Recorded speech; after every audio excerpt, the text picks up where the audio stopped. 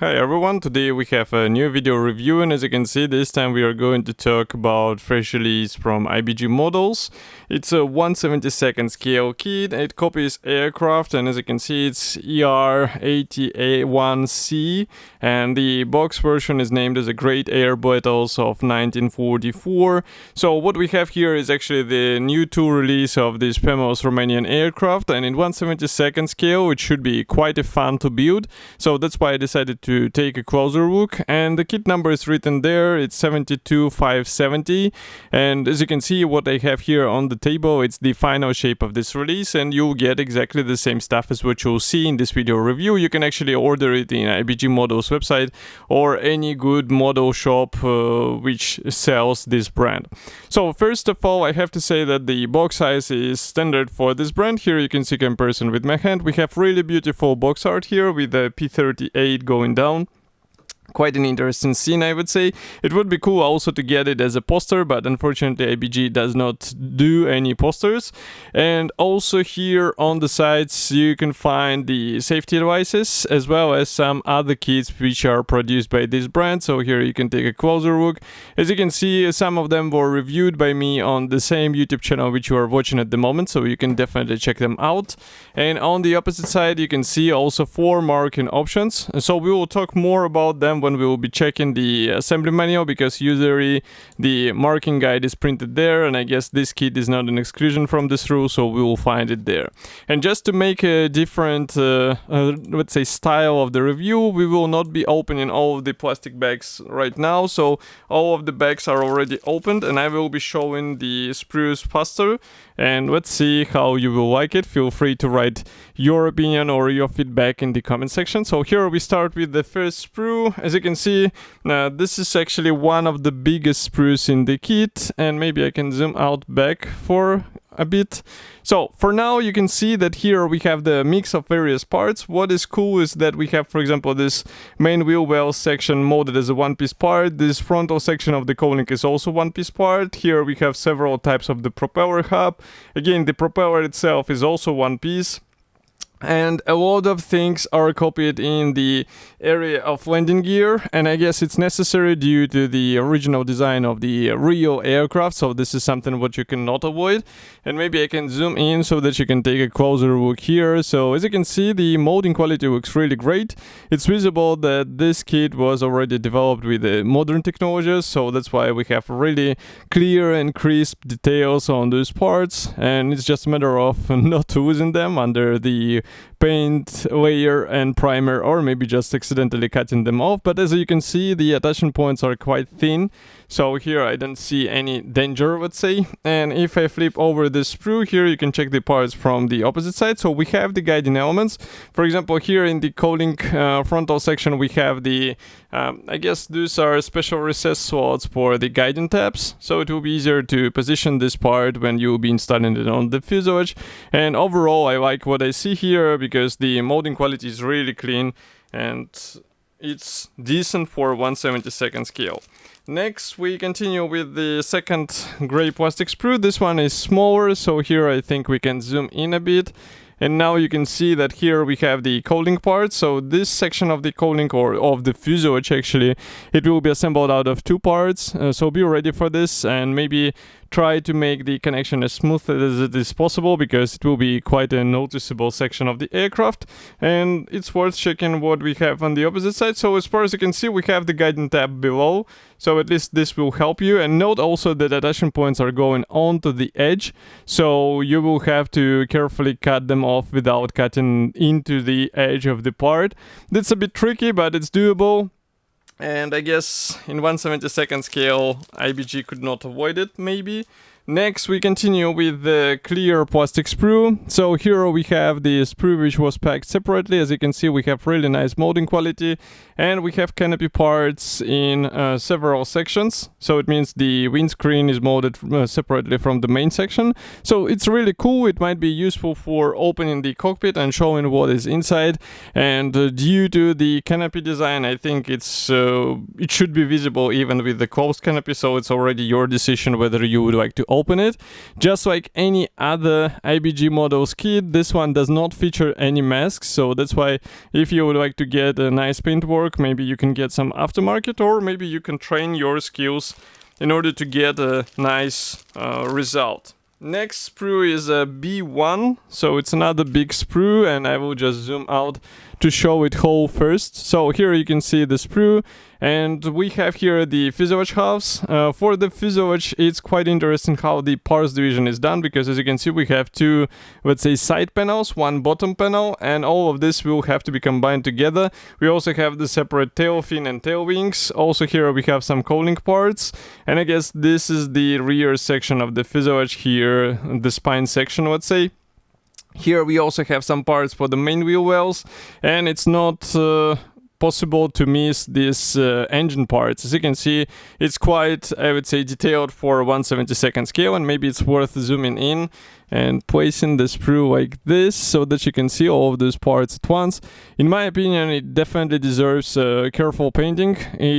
I'm not saying that you have to use the PE parts, because well, there are actually PE parts supplied. I did not see them at the first time, so you will have to use PE parts, unfortunately, for some of you, but believe me, the final result should be worth it, so definitely go for it. Try to install it, even if you have some difficulties. I think in 1/72 scale it's worth it. And here we continue with the tail surfaces and the cowling, as I said, the fuselage halves. And next you can see also some parts for the main wheel wells. You can also check the opposite side here, because we have in the fuselage halves we have the cockpit details and the guiding pins. And as for the tail wings, as you can see, and tail fin, they are molded as a single piece part. This is actually good. And for the cowling parts, you can see the guiding pins, so it's also quite a clever design. Overall, I like what I see here, but well, as I said, some others will have to deal with PE parts, but from another point of view, if you're working with the 1/72 scale aircraft, you should be ready for such stuff.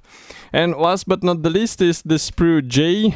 So here we have the last parts for this build, and as you can see here we have the wing parts, and I would say it's again quite a typical design which you would expect from aircraft kit, meaning the top and bottom wing halves. We have the wing edges serving as a guiding elements, because you do not see them on the lower halves, and we have the wing mechanization pre-molded, unfortunately, but it's a 1/72 scale kit after all, so that's why I will not be insisting on those features, let's say. And here you can see also the details. So we have really nice riveting and panel lines. All of this looks rather impressive for a 1/72 scale aircraft, so definitely worth preserving it somehow and picking it out with the weathering. And here from the opposite side you can see exactly what I was talking about. So wing mechanization and the wing edges, they are working as the guiding elements. And this is also quite a smart design, which will be quicker to get together, because these large sections, they are actually a bit faster to align between each other. Next, I am taking out the PE parts, or PE fret. So I will put this sprue aside, zoom in, and unpainted PE fret. So in my opinion, this is definitely a welcome bonus for a 1/72 scale aircraft. Yes, the parts are tiny. Here you can see comparison with my fingertip. So this is definitely a tweezers material, let's say, but I think what you can add and what you can get with help of these parts is definitely worth extra effort. So I'm happy to see it included, I would put it this way. Next, we continue with something for what I will have to close the lenses a bit, because here we have the decals. They are coming from TechMod. It's written here in the corner. We have all of the necessary symbols for several marking options. We also have here the cockpit decals, if camera will focus. Now you should be able to see here the instrument panel decals, but I do not see... No, here are actually the seat belts. I thought that the seat belts are not included, but they are included. And they are included also as the PE parts, as far as you can see. So it will be your choice which one you would like to have on your aircraft. And that's not all, we also have the stencils. What is cool is that we have the full number registry, so you are not fixed or strictly to the aircraft numbers which are included into the marking options. You can try your own, and this is, let's say, a welcome addition as well. Next, we continue with assembly manual. So here I will zoom out a bit and close the lenses because it's a large color printed brochure. And here we have on the first page, or on the cover, we have the short history note about this aircraft, also some safety advices for you can see. Here we also have the parts map, and maybe we can zoom out even more. So parts map, and then we have the marking guide, or detail painting as it's written. So here you can see how you should paint the engine, the cockpit, and also the landing gear. And in my opinion, this is actually a handy addition because it will give you a better idea on how to detail these areas of the aircraft. Next, we start assembly with the cockpit. So here you have to combine a lot of parts together. So that's why it's worth checking the marking guide and also plan in advance how to paint all of these areas, because some of this stuff will be hard to reach. And as far as you can see, the PE parts, the PE seat belts, are advised to be used for the pilot seat, so you will not be able to avoid it. And next we continue with the cowling assembly. So here, as you can see, you do not glue the halves together in this step.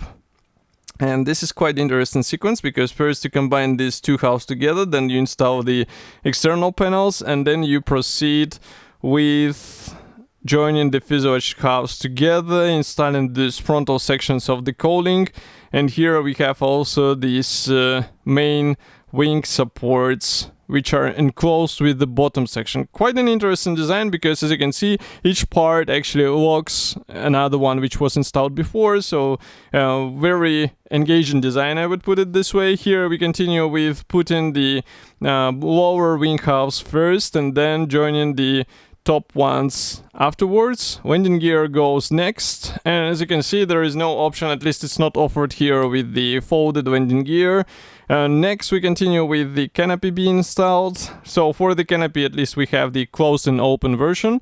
And also here you can see the engine assembly. So for the engine, again, do not forget we have the marking guide, or the painting manual, and also we have the P parts being installed, then it being closed in the cowling. So there is no option with the open cowling, and I would recommend to think how to do it actually, because it's a shame to hide such power plant inside.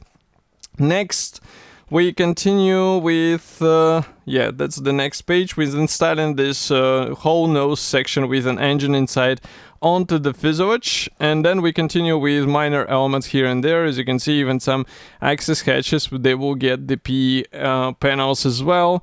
Next we have the stenciling guide for this aircraft, and then we have the marking option. So this one comes from April 1944, aircraft number 397. Here we have another one, 343. It's from June 1944.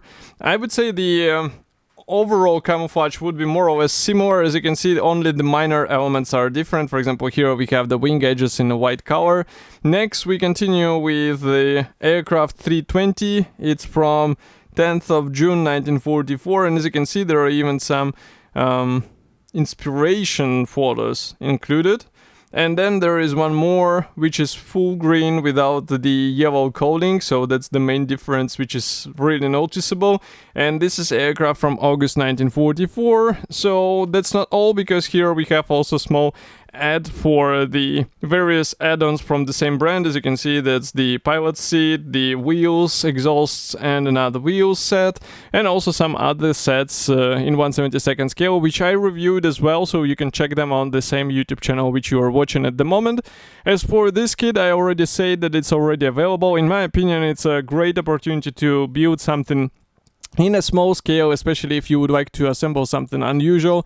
So definitely a good choice. And of course, I will be happy to hear your opinion, so write it here in the comment section below. And I will see you in the next video review as usual. Stay tuned, and bye.